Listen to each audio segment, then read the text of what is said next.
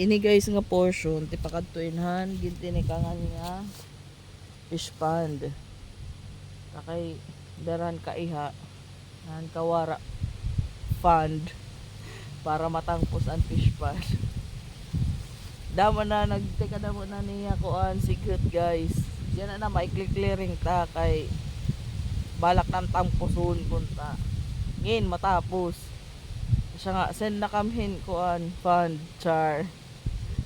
Buligi kami niyo pag kuan sa namon fish pond. Chares. Itutor ko kamo nam. Ha? Itutor ta kamo nga to fish pond para makita niyo anong gintikangan nga wala katangpos. Okay, sige. Ngadto kita.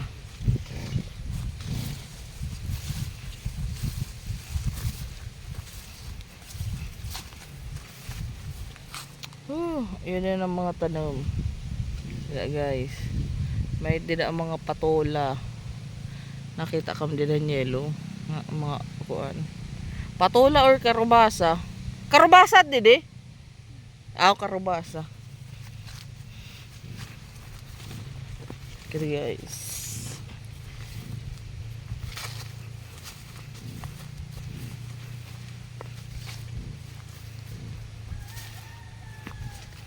Wala na, sabot na nga wala ka ata magkigisigitin ah. Uy, namamatay. Namamatay na karatilis. Namamatay niya. Ito pa na sa karatilis. Why? Kaya na namamatay. Ano na guys, damo hindi niyan okra. Yan na, puti na puti. Makaradlok na. Halasin. Ay, natalalag yan. Natipak na ya. Hira guys, asya ng fish pond. Nagkinaguho-guho na laan tuna. Kay waray man kahuman. Asya niya na tam i-clear eh. Okay na yun, viewer, fish pond. Ay nakamhit kay di pa may kaman.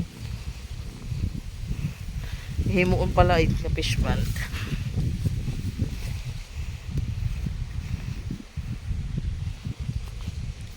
That's all.Uni na kulawin na lang niyo itong paglinis. Yan, i-judge na niyo ko na siya.